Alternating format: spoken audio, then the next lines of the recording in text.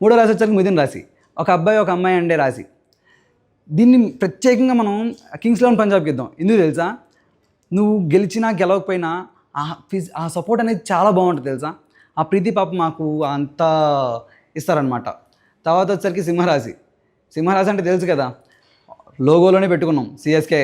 ఈ సింహరాశితో ప్రాబ్లం ఏంటంటే ఆ సిఎస్కే టీంతో ధోని ఒక్క పేరు తప్ప మిగతా అందరూ అంకుల్స్ అయిపోతున్నారు.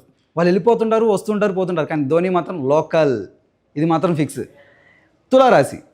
ఈ తులారాశికి ఏంటంటే బ్యాలెన్సింగ్ అనమాట. కరెక్ట్గా ఐపీఎల్ అయిపోయే టైంకి వచ్చేసరికి ప్రతి ఒక్క టీము లెక్కలేస్తుంటాడు. ఏది ఓడిపోతే ఏది పైకి వెళ్తుంది, ఏది పైకి వెళ్తే ఏది కిందకు వస్తుంది, ఇలా బ్యాలెన్సింగ్ చేస్తూ ఉంటారు. ముఖ్యంగా ఈ తులారాశి మా లాంటి ఆర్సీబీ ఫ్యాన్స్కి ఎంతో బాగా యూజ్ అవుద్ది.